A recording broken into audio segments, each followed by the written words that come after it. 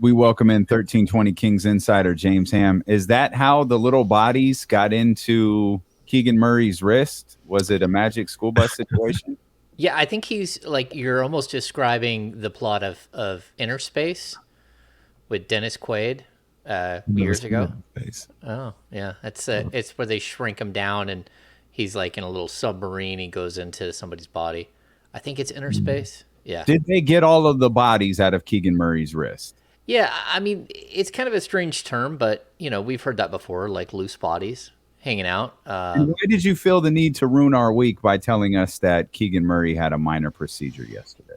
It's funny because I hadn't been looking for anything regarding that, but I guess what had happened was his dad had posted pictures of the family going to the Keegan and Chris both got inducted into their high school Hall of Fame, and in the pictures, they tried to hide his right wrist on most of the pictures, but there was a picture in a limousine where Keegan is sitting next to what I believe is his girlfriend, and you could see that he's wearing like a wrap on his wrist, and so it started to make circles on the internet that something was going on, and so I think someone wanted to clarify what was happening there and just say, look, it's no big deal.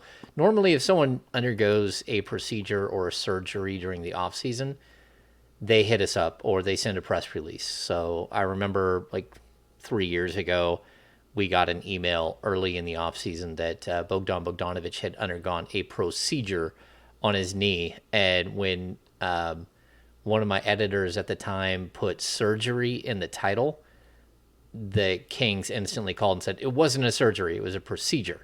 And I'm like, okay, we're splitting hairs here. But yeah, that's why I put it out there, because it was specifically had gained some traction that people were seeing him with what looked like a wrist guard or something on his right wrist. I don't know how much of this because this is was he cut open or not? Oh, I'm sure he had a little tiny hole cut, and they sent in a scope and pulled some pieces out. Yeah, they sent the vacuum cleaner in there with the little camera, and they ran around. That's okay. That's what we thought. I just love. It's just funny in sports. It's so minimized. Like they stuck a tube in his wrist and went and got all the. We act like that's no big deal. Yeah, like that's the.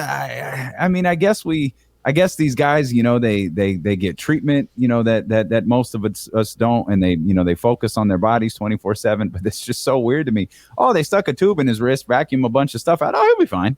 That's no big deal. He'll be fine. Yeah, so it wasn't like someone put in a carpal tunnel. It wasn't like a full-fledged carpal tunnel surgery or something. No, it's basically a scope. They just went in and cleaned out a few little loose pieces. I mean, the guy plays basketball all the time.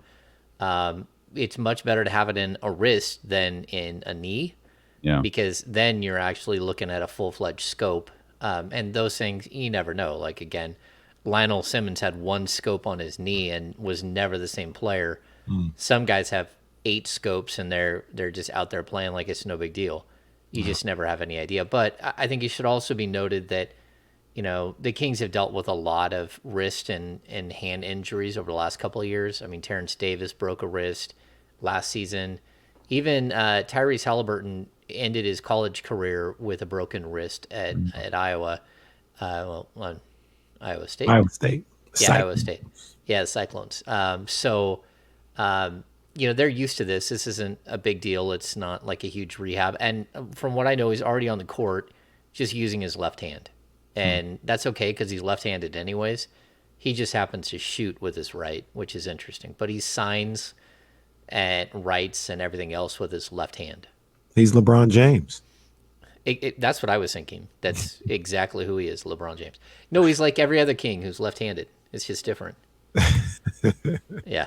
They collect left-handed players. It's very interesting. That tripped me out when I heard that about LeBron, that he's left-handed. He just shoots a basketball with his right hand. Yeah, I think Doug Christie shoots with his right hand, and he's a full lefty.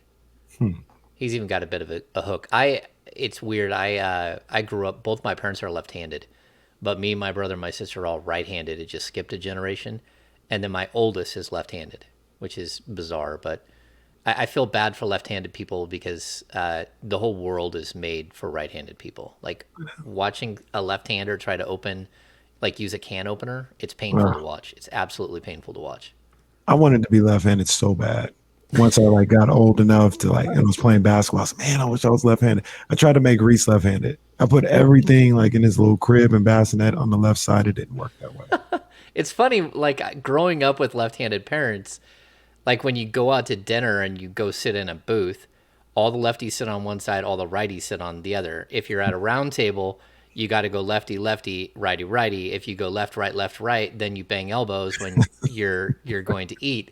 So it's different. But anyway, he's gonna be fine at the end of the day. That's we get stuck on tangents here all the time, but he's gonna be fine, and it's no big deal. But I think it's good that we at least got some information on it, as opposed to there being speculation for the next couple of weeks. Real quick, Dave, I want to ask this though. How did this become on? How did this get on Keegan's radar or the Kings' radar? Was it something before the draft, during the whole process, during summer league? Like, when did all this come about? I got very little information on it, but it's happened within the last few days that they actually went in and did whatever they did, the procedure. I think it's more like a 2 to 3 week thing. We're not talking about like a month or two. It's just something really quick that, you probably have like a stitch or two in a couple of spots, and those things will take a few minutes to heal up. But outside of that, he'll be fine. That's still crazy. So with bad news comes good news.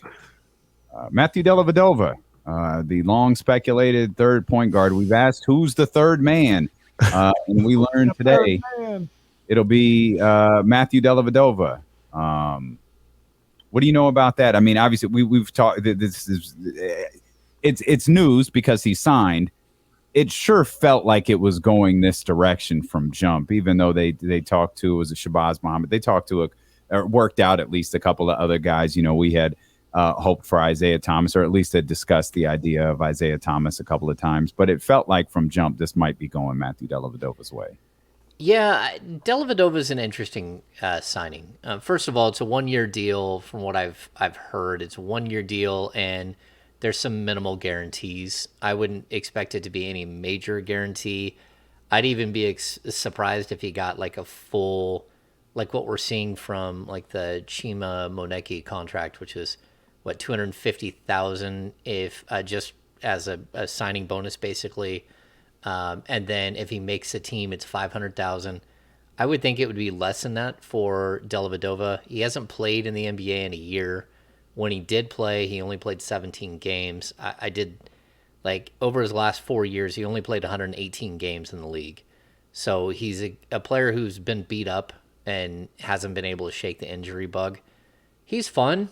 I compare it to, we just had a podcast, a new version of the Kings Beat podcast, and I compared him to when Dave Yeager brought in Jordan Farmar. And I think people forget that Jordan Farmar was a Sacramento King, and he played 2 games. But he had played in Memphis under Yeager like 2 years earlier. And then Yeager brought him in to camp just to be like an extra, like a third or fourth point guard. And he ended up making the team and then had a really good game and then was cut right afterwards. I don't know that Dellavedova is in the long-term plan, but it goes back to something that we've seen from Mike Brown and sort of his influence on the front office. This is one of his guys from a previous stop. So he knows the lingo. He knows the play sets. He knows exactly what Mike Brown is expecting. He's been through practices. Whether he's still an NBA player or not is a big question at 31, going on 32, but after a bunch of injuries. So if he sticks, he sticks. If not, I don't think it's that big of a deal. The Kings have plenty of guards that can fill in and play some third point guard. And they can always do something down the road if they need to bring someone up from the G League or something to fill in if they have major injury issues at the point. But he's at least entertaining to watch. He's a guy who has a little dog in him. He's also been called a dirty player on more than one occasion. He's got some fight, and he can shoot the 3 ball, handle the point. And if he ends up playing like 40 games this season, something went horribly wrong with the Sacramento Kings. Right. And, but if he ends up playing 10 or 15, then I think you're okay. Right. And that's kind of what I thought about when thinking about Matthew Dellavedova or any of these guys that they were working out or talking about potentially bringing in. I mean, this is a guy, and it's Delly now, but like when you just talked about that spot, this is a guy that you probably won't play a game, won't get in a game for 5 to 6, 7 straight games, and then be ready to come in for maybe 10 minutes or something like that at a time. And Delly seems like somebody that'd be perfect for that. It seems like he understands the role. He understands what it is. He may be accepting of it. And his job really is to be ready, break glass in the case of emergency for hopefully a couple of games, and to push these guys in practice and maybe help them out a little bit as well. Yeah, and he's a coach on the floor. I mean, that's what I think we're going to see. And if it doesn't work out as a player, you never know. Maybe he does slide into like a player development coach role with the team. He is well liked, and he's a guy who's been around for a long time and seen success. But I just wouldn't get too caught up. I really like Quinn Cook, but again, I think Quinn Cook might be looking for more of an opportunity, even though he did spend last season in the G League. He would have been a younger option that again has Mike Brown ties that I think could have given you more actual play.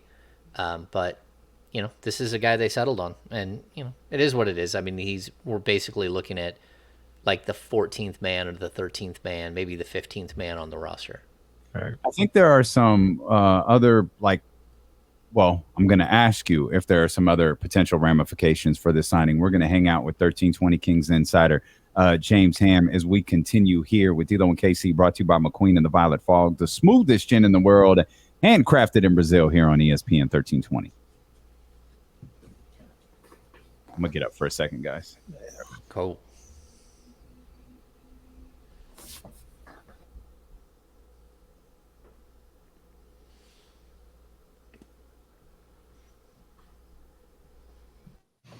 What's going on, Ham?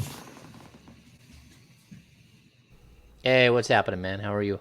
I'm good, man. I'm mad I couldn't stay for the whole happy hour yesterday. What I heard for most of the time, some good stuff early on, man. It was really, really good stuff. Like, I love Deuce. He's been my dude for like a long time. He's been around almost the whole time I've covered the team. So he's just a good kid. It's great to see him find success, and it's also good to hear like the behind the scenes story that I think people don't understand about some of these guys. Mm-hmm. Yeah. Mm-hmm. Yeah. That's dope, man. I thought it'd be a little bit like Scott Moak, like when we had Scott Moak on and people were, you're like, okay, well, it's a PA announcer. What does that mean? And then like some of the ins and outs of what happens during a game and stuff was just like amazing. But with Deuce, he was a lot more open about like, his departure from the devil, the place we do not name here. We had a good conversation. Like overall, I just thought it was good, and it's good when guys they're open and they feel comfortable. That's why I love the happy hour and it being not recorded, and people are like, hey, can you send me the audio? And like, nope, not gonna do it. That stuff doesn't go out there. I'm sure there might be someone out there who records, but there's not a whole lot I can do about that. But at the same time, I think it's cool, man. He brings a human good. element to these guys. You know what I'm saying? Like, the same as regular guys. Yeah. Well, I think he does that with us too. With Right. If Damien's talking, or I'm talking, or Sean, or Brendan, it does it like humanizes us a little bit as well, and just makes people feel more comfortable. Mm-hmm. So it's good stuff. Yeah. I see my man Connor Sutton in the chat. What's up, big dog, man? Hey, shout out to my people, man. The Republic out there killing it, putting on for the city, man. So we appreciate the love, Connor. And Connor a part of everything that's going on too, man. He done a great job of getting this city hyped up and behind the Republic the entire time, man. So I talk to Connor from time to time, man, and he keeps me in the loop with, where they're at in the standings and what this game means and all this other stuff. So he does a great job what he's doing, man. Big ups to Connor, man. Big dog, man. Hey, go to Orlando and bring one home for us, man. Come on now. Y'all go to Orlando and bring one home for us. I love it. That was amazing to watch. Yeah. Like cool. I didn't go to the I didn't go out and hit the Republic. I didn't hit the game, but to watch it, like it was pretty stunning to watch. Yeah. So that crazy, we just talked about it on the pod, but the cheeky. You know what it is, Connor. We about to smash Orlando. There you go. At least he didn't say we're gonna smash them boys this time.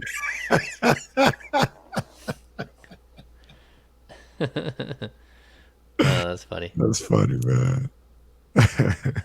I can't believe in such a big spot that the one dude chipped. Oh my goodness. Oh my. Foster. That's my boy right there, 99 Foster. That's my boy. He's a playmaker, and for him to do that in that moment, onions. I mean, to chip, like if you're in a 3-1 game and get a penalty and it doesn't matter, and to have a chip in that situation, it's still like super cheeky and kind of out there. Like, I don't know if that's okay, but to do that in that situation was like, ooh, wow. Onions. Yeah. That was pretty cool. That was a magical game, man. That was crazy. They should have given up a couple of goals. I was surprised. I thought they were totally outplayed in overtime. Yeah, I thought Sporting KC was. Sorry, we're coming back.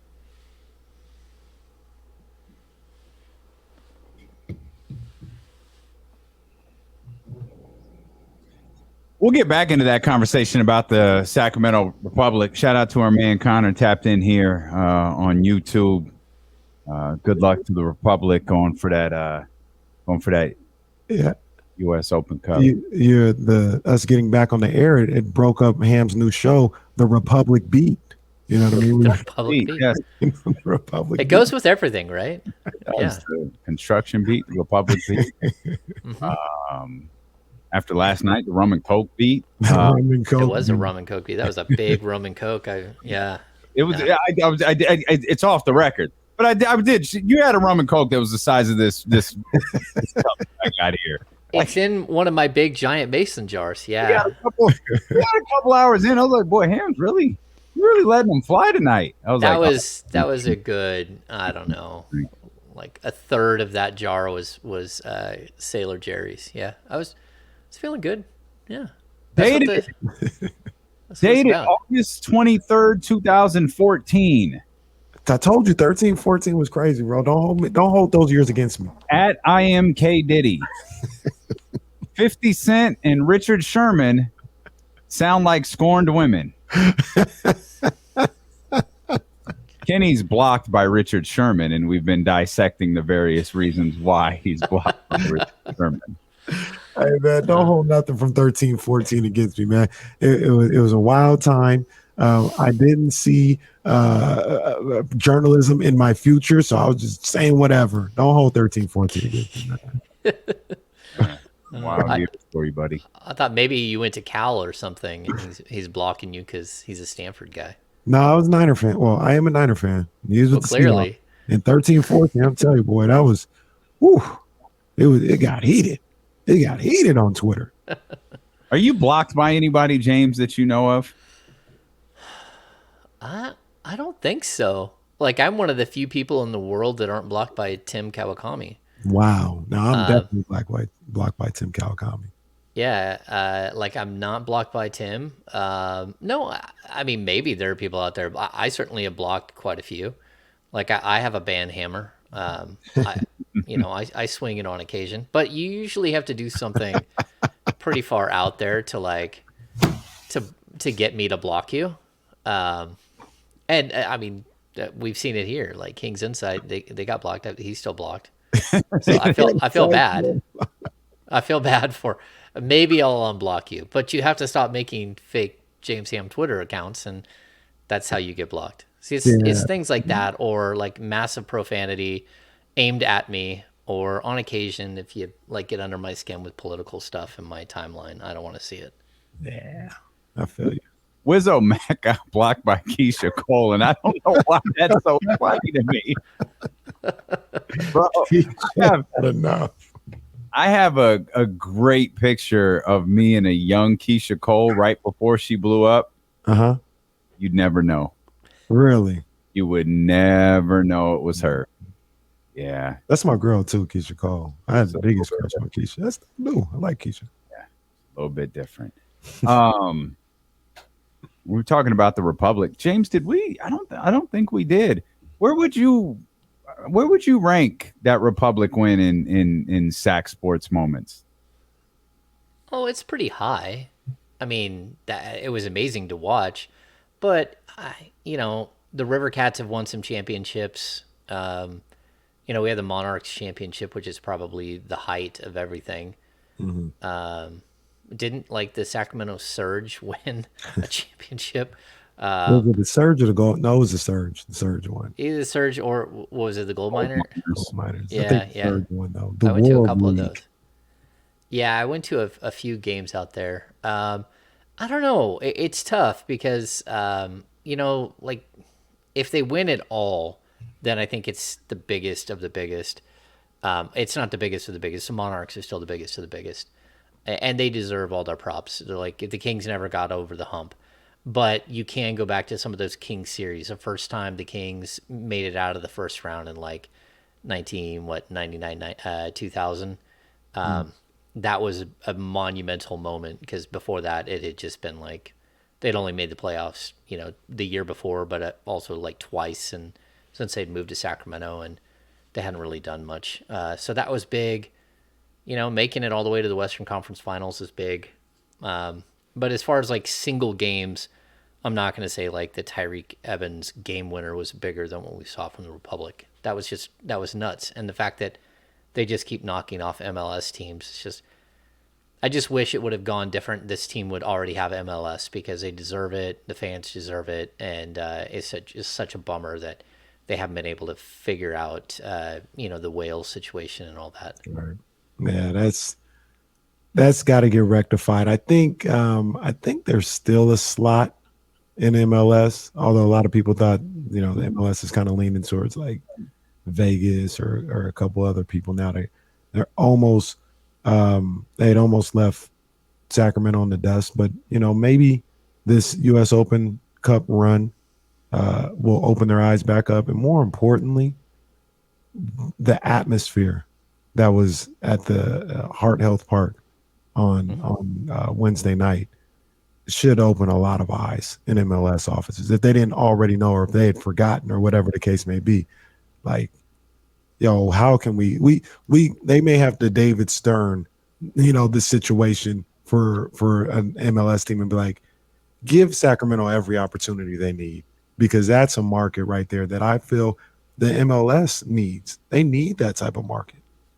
Yeah, I think it's interesting too. If you look at that night, we know like Monty McNair was there with his family, but also there are two different contingencies of potential investors, and that's what they need. That's the missing piece. It's the only thing that's really missing, because if you have the investors that will build the arena, the stadium, and you have investors that have deep enough pockets that they can support an MLS team, then it gets done, or it would have got done. It should have been done, a few years ago. But at this point, you kind of have to rewrite history. I think if, like, this is putting a lot on Mayor Steinberg, but you got to almost do it right now. Like if you have a whale and you got them signed up walking into that finals game, and somehow you win or you lose, it doesn't really matter. You're already there. You made it all the way to that point. Then you can really like turn the screws and say, look, this is where we are. This is who we are. You just saw it, like 13,000 fans or whatever it was, just blowing up and going nuts. Like the entire vibe, the fact that, what are they, like 16-1 at home in these things? It's absolutely great. It's incredible. So I think this is a moment where you can score brownie points. I'll bring it back to like the old Sacramento Kings issues, like measures Q and R, which was like a like a sales tax increase that would have raised like $875 million and would have got the arena built in the rail yards a decade, 15 years before. The Maloofs tanked Q&R at the last second, but it was also like at a moment in time. If the Kings would have won the 2002 NBA Finals, which they should have won, they should have beat the Lakers in the Western Conference Finals, and then whoever won that series was winning the next series. There was no question. But if they would have won then, like there wouldn't have been relocation attempts or anything else. They would have got the arena built back in 2003, 2004, 2005. It would have been done, and we wouldn't have had to go through all that mess. So, like, that's where you're at with this Republic team. Winning can help forward this thing along, but you still have to have the money backer. And if you don't, then MLS is just going to keep going a different direction. And they may have even, like, that ship may have already sailed, unfortunately. Yeah. You were real quick, David. I know we can. But one thing that was bothering me yesterday is the fact that I didn't give the Monarchs winning a championship its proper due. And I was wondering why that was. Like, why I don't have the same connection to it. Well, come to find out and come to remember, I wasn't here. That's kind of why it probably doesn't stick out the same way to me. I think I was in the Bay Area at the time or whatever, but I didn't live through that. I didn't live through the parade. And I remember obviously watching the finals because it was on ESPN, but there's something to be said when, you're in a city and you can feel the vibe of what was going on. And that moment was probably bigger than I give it credit for, just because I couldn't feel the vibe at the time. Yeah, it's really unfortunate because 2 years later they were gone. And so you didn't really, what's that? It was a little bit longer than 2 years, but I thought it was 07. They were 05. They won the championship. It was like 2000 because the Monarchs were back in the WNBA finals in 2006. They were gone. I think it was October 2009 or 2010. Oh, it's that late? Yeah. I don't remember them being there when because Coach Wiz quit because he was not getting paid as much as other like executives plus coaches. So he was the general manager and the coach, and he was, I think, the lowest paid general manager and coach in the league. In the league, he said, "I want a raise." The Maloof said no. He said, "Well, then I quit. I'm just going to be the general manager. I'm not going to be the coach anymore." They brought in Jenny Busick, and it didn't go well. And they fired Jenny. Coach Wiz came back. They had finished. They missed the playoffs, had their worst season, and were going to be second in the lottery. And the lottery never happened. The draft never happened. The team folded. Yeah, they pulled the plug so quick. It's horrible because that team has never been given its due. Yolanda and Tisha Penichero, they need to have their jerseys in the rafters, and they really need to be celebrated. They'll both, at the end of the day, Yolanda's in, but Tisha should be a Hall of Famer at some point. Yeah. It's just horrible. Oh, look at that. Over 500 tickets bought in Republic section in Orlando for the final. Lots of people traveling. That's not a cheap ticket right now either to Orlando. No, it's not. Stuff. Yeah. Good stuff. Getting back to the current version of the Sacramento Kings, you just mentioned Tisha Penichero. She's a great point guard. Matthew Dellavedova brought in to be the third point guard in this group with Davion Mitchell and De'Aaron Fox. We've talked obviously a lot about De'Aaron, and you laid out beautifully, I think it was last week, both on this show and on the Kings Beat, about the anchors for the defense. How much can you be an anchor for something when you're not a starter? Because I don't think you mentioned Davion in that group before. You were talking, I think, more about the starters. How much can someone like Davion, who's obviously going to play a vital role in all of this, be an anchor to the Kings defense? He can be a huge piece. He played a lot of minutes last season, and I think I went back and did the math. I think he was averaging around 25.5 points a game, when everyone was healthy. And then once everyone got hurt and they started shutting people down and he started playing major minutes, he got up to like 27.7 points per game on the season. He finished playing well over 30 minutes a game in the last like 15, 20 games. He's going to have to play close to 30 minutes a game in order to have the type of impact defensively that you would hope. And look, I think we all assume like a lot of things that, you know, Davion is going to come off the bench. It's always possible he doesn't. It's always possible that they go with a small backcourt to start the game. I've been told by many people within the walls there that people just kind of overlook Davion and don't really. You just think he's a great defensive player, but you kind of overlook the rest of him, and that they think really highly of him. And so I wouldn't doubt that, you know, he's going to be the first player off the bench, but he's also going to have a vital role in maybe even closing lineups. Like he's going to have an opportunity. And partially it's because the Kings are so bad defensively that you have to have your best defensive players on the court at some point in order to make an impact on that side of the ball. But, you know, for me, it's almost like you got to earn your minutes moment for a lot of these guys. Like if De'Aaron Fox doesn't want to play defense, he's not going to play 35 minutes tonight. He's going to play 30. You know, he's going to lose minutes to Davion. If Malik Monk decides he doesn't want to play defense, he's not going to play a bunch of minutes. Same with Terrence Davis. Same with Kevin Huerter. Like there is going to be a minutes crunch in that backcourt no matter what. But Davion is coming for your minutes if you don't want to play defense. This is a head coach that hangs his hat on defense. And you can go back to last season and look how much Gary Payton III played, or Gary Payton II, whatever he is. But Gary Payton played a ton of minutes, and it's because he's a lockdown defender and he gives you 100% every time he's out there. I think we're going to see a little bit of that when it comes to Davion, and especially since he's so young and has room to grow.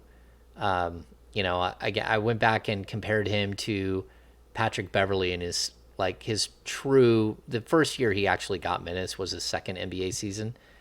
And like defensively, they're very similar. And then it was in the next year that Patrick Beverley just took this like incredible leap and became like an elite defender. And I think we could see the same thing out of Davion. He just spent a season figuring out that, number one, he can't work out like 3 hours a day and have a game and have like 3 games in 5 nights. That just doesn't work out. But he also learned, you know, what screens feel like at the NBA level, how difficult it is to get over the top of a screen, you know, how each player you have to scout so heavily because the guards in the NBA are just incredible. So I think he'll be better, and I think he'll be tough to keep off the court. This was something I meant to bring up to both of you guys when I got back and forgot about it, and this is the perfect time. I don't know if you guys talked about it or if you saw it, but I absolutely loved that Instagram post from Davion a couple of days ago when everybody publicly or nationally was piling on the Kings have nobody in the league has ever played a playoff game against the Kings and all this other stuff, Aisha Curry jokes or whatever. And Davion, usually, like typically with these Kings things, like they've been a joke for a few years as far as like punchline, and nobody really says anything. And Davion had the Instagram post where he said, "We won't let history define our future. Our determination will turn doubters into believers." And it's a bunch of pictures of him with his teammates. And that post doesn't mean that you're going to win 40 games or nothing like that. But it's a level of leadership that I saw with that from Davion Mitchell, where, you know, the whole NBA world is punching down on the Kings right now. And it may seem like a small thing or inconsequential, but he stood up and he said, no, okay, these are my guys. We're going to do something. And it reminded me also of a level of leadership that people talked about when he was drafted. I mean, he was the heart and soul and the leader on that Baylor team that won the national championship. And I think about this being his second year, In his rookie year, he's a rookie. He comes in, he's just trying to get in where he fits in, not trying to step on no toes. And it seems like we've seen a shift, not just from that IG post, but you see his video and you hear about Trista Crick running into him in Summer League and how vocal he's been and things of that nature. Are we maybe overlooking the leadership aspect that Davion may bring to the table coming up this year? I mean, maybe a little bit, but at the end of the day, Instagram is Instagram. Like, prove it. Show me that that's what's going to happen. And I think that that's where most people should be at this point. Like, we've heard this song and dance for a long time. This year will be different. This year, we promise we're going to play defense this year. We're going to focus in, stacking days, all of these things. At the end of the day, like, go out there and prove it. Let your game, let your win total speak for itself. And I hope that that's where this team is. And the fact that he can be a leader, I think he can. He certainly needs to bark at people on the court. But I also feel like this is one of the first seasons in a while where I don't look around and see a bunch of guys that need to be barked at. Does some of these guys need a little bit of encouragement on occasion? Do you have to hold somebody accountable here and there? Sure, but there isn't, like, again, the culture of my bad, I think, is gone. And, like, there's going to be a different level of accountability this season. And it's one of those things, like, it's some of the times it's the little things that make a difference. And, we talk about it a little bit on the last show, but, the fact that the Kings should be a better rebounding team, that should actually help them win. The fact that they could have a more refined offense and more efficient, and so they aren't in transition getting torched time after time after time, that should actually help overall. And so I think, like, this team has potential to be better than what we expect, but at the same time, until they prove it, we should expect more of the same, because it doesn't matter if we want to talk about history or not. There's enough players on this team that have been around long enough that part of their history is winning 30 games or 31 games. I mean, what are they at? 92 wins over the last 3 years combined. Yikes. And that's, I mean, and that's on some of the players that are on this roster right now. They have to change the culture of this team. The only way to do that is not going on Instagram and saying, hey, that's not us. It's going out there on the court and game 47 and not being already eliminated or close to elimination from the playoffs. Like, go out there and actually prove it. Okay, so a couple of things, James. You don't have to prove anything on Instagram. Instagram is a happy place. Yeah. You don't have to prove it, whether it's real or it's you just no. Instagram is for happy. You can be a model on Instagram. You can be a model on Instagram. What do you mean I am? What are you talking about? James ain't posted this century. James posted one, like, collage of him and his wife in New Orleans. He ain't posted. James has said on the show, I got to get more active on Instagram. If the next time James opens his Instagram account, there's going to be like 20 like tagged posts from D'Lo and KC and ESPN 1320, just because he won't open his account. 2, I think Davion's going to be a leader for this squad. I do too. I really do. And I'm with everything that you just said, James. You've got to step out there and you've got to prove it. And that's not just Davion Mitchell. That's the Sacramento Kings. I think Davion, like you talk about, kind of finding your feet as a rookie, kind of finding your place in the league. I think Davion found it pretty quick, and he's going to. And I also think, part of that reasoning, I think Mike Brown is going to empower him to do that. I don't know whether Alvin did or Luke did, or maybe Davion didn't empower himself. But this year, I think Mike's going to go to him and say, hey, I need you to be this.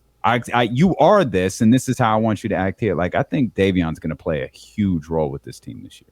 Yeah, I think if we go back to last season, like, the fact that Walton lasted 17 games and, and then there was that point where they fully quit and we kept having the weird Alvin Gentry, we haven't quit moments, all that stuff. Like, Davion was at least like the 25th thing that you had to worry about on the Kings team last year. And that's a good thing, because you just let him do his thing and you almost, like, you don't even want to mess with it because you have so many other fires that you're trying to put out the whole time. It's like he's the one like thing that almost became a constant last year. And so, I mean, that's a good thing. The problem that you always have is that talking big in the off season, acting like we're going to see some cosmic shift in the off season when it comes to what really amounts to like the Kings backup point guard. And I'm not being disrespectful here. He's going to play a monster role. He's probably their sixth man. But once you get into training camp, can you carry that dynamic where you are a leader and you have been a leader amongst summer league guys or the the guys at the back end of the rotation? Can you take that into training camp when Sabonis is now stepping on the court and being a major leader, and De'Aaron Fox is stepping on the court, and whether people believe this or not, but he is a major leader when he's on the court. Like, he is, like, they call him the head of the snake. They call him that because he is the best player. He's a guy who, when they get into pickup games or anything else, he's the one who's dominating. So how do you handle those situations? How do you become a leader when the dynamic around you changes so dramatically, and that's not, the other guys are going to instantly like rise to that level of leadership? You have to be ready to take that step as well with your team. And that's where I think it's really difficult, because we saw it like with Halliburton. He's this boisterous guy. He's this leader. You put him on the court next to De'Aaron Fox and he won't shoot. And so we have these moments where guys have to learn how to do it, like when it actually matters, to be a functional leader in the heat of the moment, in the heat of the battle on the court, and in training camp and in preseason games and everything else. You gotta earn it there and really become that person there, as well as during off-season workouts when the big guns aren't around. Yeah, I agree with you. And the thing about it is, I think that he's built for that. I almost shot a man in the chat. He said took the words right out of my mouth. And it's a little different because this guy was around longer than the other stars around him. But he said Davion Mitchell equals Marcus Smart. And I'm not going to say that's who he is like today, but that's the type of player he is. No nonsense. I'm going to just get grimy. Fox, Sabonis, you guys are the better players. You guys are the best players. I'm going to go in here and lead the way for this dirty work, so we can stop asking De'Aaron Fox to be the vocal leader or being up, because that's not necessarily who he is. That's not who he's going to be. You know what I mean? I'll be that. I'll get the guys together. You know what I'm saying? Well, hey, I'm going to galvanize these guys. All you got to do is do what you're supposed to do on the floor. And that's kind of like what Marcus Smart does with Tatum and Brown. And like I said, it's a little different because he's older than those guys as well. Davion's not necessarily older than Sabonis and Fox, but I think he absolutely has the capability to be that type of guy. We talk about Pat Bev. Pat Bev was looked at here first, though. Don't gloss over that. Like, Davion's going to call out Fox and Sabonis for shooting too much, and then this team is going on a run to the NBA Finals. Let's go. No, so I get what you're saying. I would like to see, like, it's funny when we had Trista on. She talked about, Davion trash talking from like the bleachers. Mm-hmm. I want to see that player on the court, because that to me is like the defensive-minded leader. To me, he's still a really reserved guy. Mm-hmm. Like, if that side of him comes out, where he becomes more like Pat Bev, where he's a supreme trash talker and he's into people and he's trying to get under people's skin, that doesn't seem to me like who he is. What he gets under people's skin because he won't go away. Like, he's there, like, as a defender, he's all over you. But I want to see that that next step where he starts to become, even if it's just vocal towards the opponent, I got to see that. And that's where I haven't seen that side of him on the court. We don't hear about him being an epic trash talker on the court. He's more of a, I let my game speak for me type guy. Mm-hmm. And so that's where, again, I think the best thing this team could do is find a way to get Patrick Beverley on the roster, because he is that guy and he could show people how to be that guy. You might be able to learn from him. Now, is it over the top sometimes? Yeah. But still, there is something to that personality that I mean, the guy's on playoff teams almost. Is it every year of his career? It's got to be close, and a lot of that is because he brings a personality. Now, if Davion wants to bring that personality, or some other like very outwardly, like having conversations with guys' personality to the court, then that would be good. This team can need everybody. Everyone can be a leader, but somebody has to step up because that's been a major issue with this team for a while, just a void of leadership. Mm-hmm. Casey, did you have anything else there? I cut you off to tell that stupid joke about the Kings making a run to the finals. No, I was just listening. It's good. That wasn't a stupid joke. That was a good one. Well, they are. I mean, that's what happened, right? People forget that part. Marcus Smart was like, yeah, these dudes too worried about their shot. There are other players.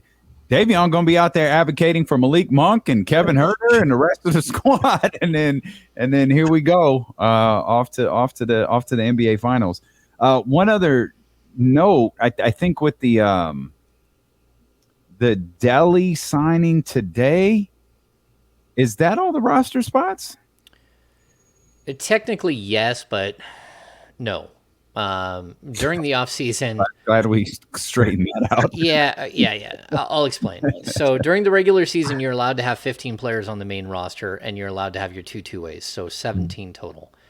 During the offseason, you're allowed to have up to 20, but that also includes your two-way players. Mm-hmm. So the Kings could technically still bring in 3 more players, especially since... guys like KZ Okpala and Shima Moneki and Dellavedova, they're not fully guaranteed deals. So, yeah, just because they've made moves now doesn't really mean anything in the long run. They can go back and make a lot more changes. They're easily. I don't mean this to be insensitive. They're easily cuttable. Yeah. They're very much so. And like we talked about it with Shima Moneki, like he has he got a $250,000 guarantee to show up, but if he makes opening day roster, it's $500,000 guaranteed. So I mean, in theory, that's great. You got your client, he'll double up and he'll make twice as much money if he just makes opening day roster. But it also incentivizes for him not to make the opening day roster. Right. If he's on the bubble, if he hasn't shown enough and all that stuff, then they can cut ties with him then and go, a different direction and go look for different players. And look, there's still possibility for major roster movement on this team, but I think the key is that you still have 3 roster spots. So if you do a 1 player for 3 players deal, you can still absorb a bunch of players, and then you can go back and cut guys, like whichever guys that you want, but you don't have to make those final cuts until the day before the start of the season. Right. And what's going on now with NBA players? We're going into August. Summer league's over. Free agency was never over, but it's pretty much done. The frenzy or whatever. What happens now with these guys? Are they just kind of chilling before they usually go to training camp in September? So they got about a month where. What are they doing? So training camp starts the last week of September. It's usually the September 25th, 26th, 27th. Just depends on the year. But most NBA players start rolling into their city around the 1st, 2nd, 3rd of September. So we get to, again, September 1st, you're going to start seeing maybe 6, 7, 8, 9, 10 guys already in Sacramento. Now, there are already players that are here. That don't leave, who just look around and go, okay, I already have an apartment rented. I might as well just stick it out here and work with the training staff that's here, work in the facility that's here. You always have a basketball gym to work with, and you can get treatment and everything else. So, but this is the one dead area in the league. So from maybe the 3rd week of July until, for a lot of players, it's the 1st week of September. They get themselves ready. Rarely do you see a guy show up to training camp just in the worst shape ever. That happens on occasion, and those guys don't last in the league, unfortunately. But this is a moment where some players, this is where they start their ramp up. They've already put in some work, but then they went on vacation. De'Aaron Fox getting married, all that stuff. But then there comes a point where you got to flick the switch and you got to be ready for September 1st. And we're going to see that. That's what a lot of players are doing. Plus, if you're just moving to a new city, like Kevin Herter's got somebody out there shopping for a home or something right now, and like they're packing up and getting ready to go start their life in a new city for 6 months, and that happens as well. What's James Ham going to do for the next couple, besides, sit here and goof off with us? Kings beat. Yeah. This is always kind of that time where you take care of the business aspect. So I do have to, go through that side and, like build out the Kings beat, continuously building out the Kings beat and stuff like that. But this is also a time where you do take a breath. In the past, I've gone on vacations at this time. But, this year is kind of different, and it's too hot, and I don't know. We'll probably stay around the house. We've got school starting in like 2 weeks for our youngest and stuff like that. That's crazy. Yeah. Crazy how early school starts. Yeah, I think it's August 15th. Yeah, that's when Reese starts. Yeah, my youngest is starting high school. So it used to always be the day after Labor Day. And that was always like opening weekend of NFL. And I used to watch the Monday Night Football game, first one of the season, and know, oh man, I gotta get first day of school's tomorrow. I used to go down. Yeah, it's different. It's so early, and I'm not looking forward to it, especially transitioning the youngest into high school. That's going to be difficult too. But that's crazy. He's going into high school. Wow. Yeah, my mini me is going into high school. Yeah, because he looks young. But I guess. Oh no, he does. He looks very young. Yeah. He's still waiting. Yeah, like he's waiting. He's waiting to grow. Yeah, that's okay, buddy. I'm still waiting too. So yeah. I think I'm in the exact same height since I was like 15. See, I was different. I went into high school. I was 5 foot tall and weighed 95 pounds. I grew 10 inches in high school and an inch after high school, and like I was tiny. So he's a late August birthday. So we didn't put him in school early because he looks just like me, but he also grew just like I did. And so he will be an old freshman. He'll have his driver's license the first like 2 weeks of his sophomore year in high school. And he'll be 18 most of his senior year of high school. Yeah, that's how Reese is too. His birthday November 18th. That's when he would turn 18. The whole rest of the school year will be 18. Yeah, that's good though, especially since he plays sports. So it gives him that opportunity to be bigger, stronger. Just wait till I hold him back 3 times. Yeah. He really has an advantage. He really has an advantage over you. Oh man, he'll be that kid driving his family to the game in high school. You're like, hey, his wife and kids. Look, that's his wife and kids over there. It's like, what's happening? Oh man, that's tough. It's awesome. All right. Well, I guess we'll just I got a little bit of news today. Keegan Murray removed some bodies from his wrist, and we're all good. And Matthew Dellavedova is the third man. He's the third point guard on the depth chart. And I guess it's now just KD, Kyrie, Donovan, Russ. I guess that's it. I guess that's all we're waiting on. And, maybe some more dominoes fall after that. It's all pure speculation whether more dominoes fall after that. Hell, it's all pure speculation at this point whether any of that stuff is actually going to happen. I saw one of the Knicks Jazz reports was originally R.J. Barrett wasn't a part of the conversation. Now R.J. Barrett is a part of the conversation. Sham said texts have stalled and they haven't talked for 2 weeks. And what are people doing? Yeah, and talk for 2 weeks. KD ain't going nowhere. Kyrie's gearing up for Brooklyn. Laker fans are getting ready to kill Russell Westbrook again. Like ain't nothing's changed. It's just all the same. And I think most of that stuff doesn't happen. Donovan, maybe. Think it's a stretch. KD, no. Kyrie, no.